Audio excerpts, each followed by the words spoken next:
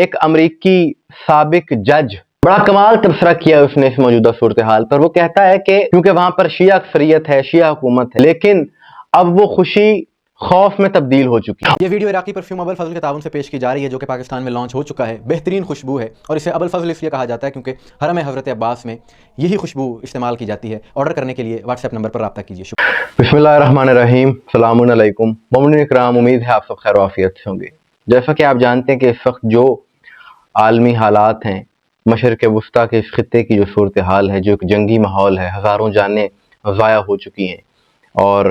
Petrol کی، تیل کی جو ترسیل ہے وہ متاثر ہے، تو اس ساری صورتحال سے دنیا کا ہر شخص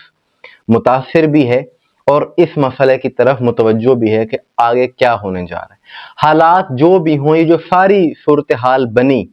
جو عالمی طاقتوں کا نظریہ تھا، اس کے پیچھے ایک سوچ، ایک نعرہ جس کا بہت زیادہ عمل دخل تھا، جس کی بنیاد پر یہ سب کچھ ہوا، یہ ساری صورتحال کشیدہ ہوئی، اور وہ نعرہ تھا رجیم چینج کا نعرہ،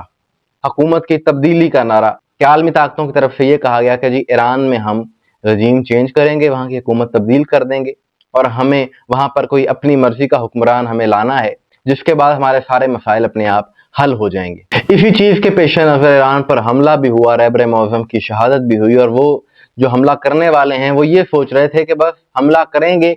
عوام سڑکوں پر نکل آئے گی، رجیم چینج ہو جائے گا، ہم اپنے مقصد میں کامیاب نہیں ہوں گے۔ لیکن معاملات اس کے برعکس ہو گئے، جو سوچ رکھا تھا حالات اس کے بالکل الٹ ہو گئے۔ یعنی ایران میں جو ایرانی عوام تھی وہ حکومت کے حق میں نکل آئی، اور صرف ایران میں نہیں بلکہ دنیا بھر میں، خصوصاً مشرق وسطیٰ میں، خلیجی ممالک میں، پاکستان، عراق میں، بحرین میں شدید احتجاج ہوئے، لوگ سڑکوں پر آ گئے۔ اور بحرین تو ایک ایسا ملک ہے کہ جہاں پر سب سے زیادہ کشیدگی اور احتجاج ہو رہے ہیں اس وقت، اور اس وقت تک شدید کشیدگی ہے مظاہرین کے درمیان اور وہاں کی حکومت کے درمیان، سیکورٹی فورسز کے درمیان، یہاں تک کہ مجبوراً وہاں کی حکومت کو سعودی فورسز کو بلانا پڑا ہے مظاہرین کو کنٹرول کرنے کے لیے۔ بہت سی گرفتاریاں بھی ہو رہی ہیں، سینکڑوں کی تعداد میں وہاں پر گرفتاریاں ہوئی ہیں، 5 پاکستانیوں کو بھی گرفتار کیا گیا ہے۔ بتایا جا رہا ہے کہ عمر قید کی سزا دی جائے گی جی، حکومت کے خلاف آپ نے بیانیہ کیوں بنایا۔ یہاں تک کہ ویڈیوز بنانے پر بھی پابندی ہے، اس قدر وہاں پر حالات کشیدہ ہیں، اور میڈیا وہاں کا کنٹرول کیا جا رہا ہے کہ کسی طریقے سے یہاں کی جو صورتحال ہے وہ دنیا تک پہنچ نہ سکے۔ لیکن کیونکہ سوشل میڈیا کا دور ہے، چیزیں منظر عام پر آ جاتی ہیں۔ اسی حوالے سے ایک امریکی سابق جج، جو کہ اس وقت ایک صحافی بھی ہے، تبصرے بھی کرتا ہے، اس کا نام ہے اینڈریو نیپولیٹینو، بڑا کمال تبصرہ کیا اس نے اس موجودہ صورتحال پر۔ وہ کہتا ہے کہ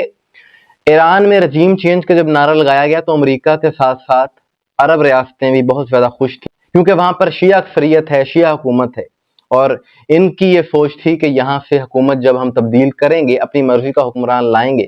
تو پھر جو مقاومت، جو مزاحمت کا ہمیں سامنا کرنا پڑتا ہے وہ سلسلہ ختم ہو جائے گا۔ عرب ریاستیں بھی خوش تھیں، لیکن اب وہ خوشی خوف میں تبدیل ہو چکی ہے، اور وہ کہتے ہیں کہ قوی امکان اس بات کے ہیں کہ ایران کی بجائے بحرین میں رجیم چینج ہو جائے۔ The first regime change possibly may occur in Bahrain rather than Iran. Bahrain is between 70 and 80% Shia, but ruled by a Sunni leadership, an emir, king, whatever you would like to call him, and a security force which is also totally Sunni, a defensive protection force around him. And there have been massive demonstrations and attempts to crack down on the protests. اس کی وجہ اس نے یہ بتائی کہ 75% آبادی وہاں کی شیعہ مسلک سے تعلق رکھتی ہے، جو حکومت ہے وہ بادشاہت کے تحت اور فوج کے تحت وہ ان پر حکومت کر رہے ہیں، حکمرانی کر رہے ہیں، دبایا ہوا ہے۔ لیکن اس وقت شدید وہاں پر احتجاج جاری ہیں اور احتجاج بڑھ رہے ہیں، اور وہاں کی حکومت فوج کے ذریعے ان مظاہرین کو دبانے کی کوشش کر رہی ہے، جو کہ حالات بہتری کی طرف نہیں جا رہے اور حالات مزید کشیدہ ہوں گے۔ لیکن اس ساری صورتحال میں افسوسناک پہلو یہ ہے کہ جو مسلم حکمران ہیں سو کالڈ، وہ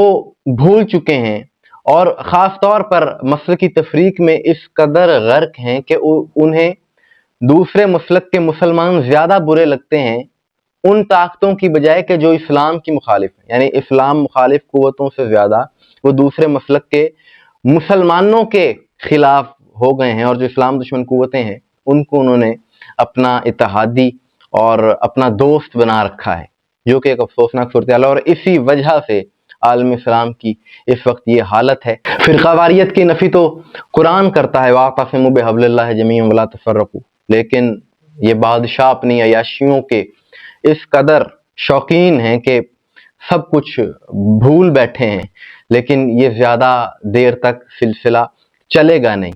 لیکن بات وہی ہے، اس ساری صورتحال کے بعد جو ہم اکثر کر رہے ہیں، اور صرف ہم ہی نہیں پوری دنیا اب یہ بات تسلیم کر رہی ہے کہ دور حاضر میں فقط اور فقط محبان اہل بیت ہیں، حسینی ہیں، علی والے ہیں، جو کہ باطل کے آگے ڈٹے ہوئے ہیں اور جنہوں نے ثابت کر دیا ہے کہ باطل سے جب بھی مقابلہ ہوتا تھا، ہوتا ہے یا ہوگا، صرف علی والے ہی ہوں گے کہ جو ڈٹ کر مقابلہ کریں گے، باقی سب میں یہ جرت نہیں ہے، باقی کسی میں یہ جرت نہیں ہے۔ مومنین اکرام، آپ کی اس حوالے سے کیا رائے ہے کمنٹ میں ضرور بتائیے گا، مجھے دعا میں یاد رکھیے گا۔ السلام علیکم ورحمۃ اللہ۔